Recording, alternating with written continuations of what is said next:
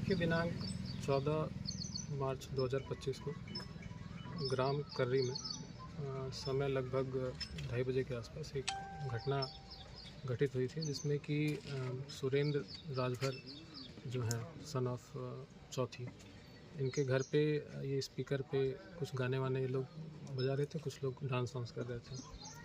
उसी को लेकर यहाँ पे विवाद हुआ, जिसमें कि मारपीट भी हुई, पत्थरबाजी भी हुई और यहाँ जो पशुओं को जो बांधते हैं, जो घास फूस की मड़ई होती है, उसमें आग लगने की घटना भी घटित हुई है।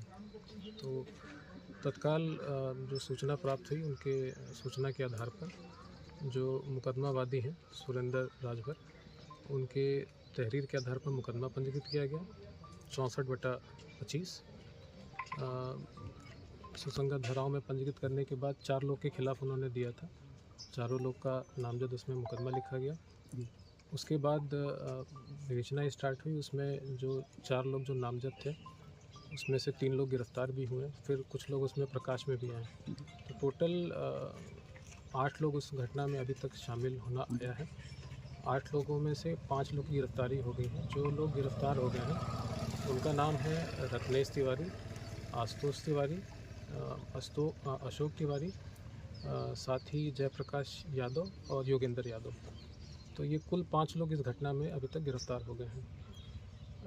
आज दिनांक 23 मार्च 2025 को एक सूचना BRD हॉस्पिटल से प्राप्त हुई है। उसमें चूँकि घटना में 2 लोग चोटिल थे, इसमें अनिल राजभर और संतराम राजभर, ये दोनों लोग काफ़ी गंभीर रूप से चोटिल थे। यहाँ से जिला अस्पताल गए थे। जिला अस्पताल से फिर उनको रेफ़र किया गया था BRD हॉस्पिटल गोरखपुर में। उनका उपचार चला। जो अनिल राजभर हैं, उपचार के उपरांत वहाँ से डिस्चार्ज हो गए।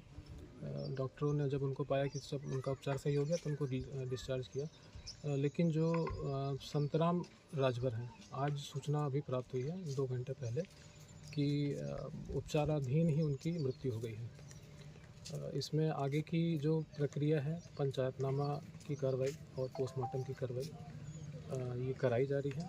यहाँ अभी मैं और DM सर के द्वारा गांव में विजिट भी किया गया है, पीड़ित परिवारों से भी मिला गया है और हम भरसक प्रयास कर रहे हैं कि पूरी घटना में जल्द से जल्द पूरी घटना का अनावरण हो। साथ ही साथ हम इंश्योर कर रहे हैं कि इसमें सद्भावना और सौहार्द जो गांव में है वो बना रहे।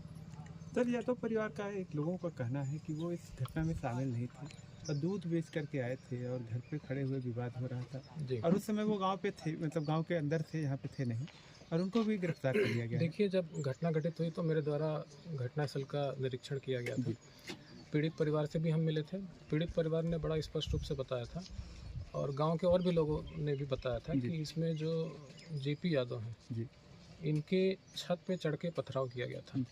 इनके छत का इस्तेमाल किया गया और डायरेक्टली और इनडायरेक्टली दोनों तरीके से ये घटना में इन्वॉल्व थे। चूँकि बयानों में भी आ रहा है और यहाँ जब हमने CDR में लोकेशन भी चेक किया, बाकी और जो तथ्यों से, बाकी और तरीके से जब हमने जानकारी की, तो उनकी घटना में संलिप्तता हमने पाई है। तो संलिप्तता पाने के बाद ही JP यादव की गिरफ्तारी और जो बाद में योगेंद्र यादव है, इनकी गिरफ्तारी की गई है।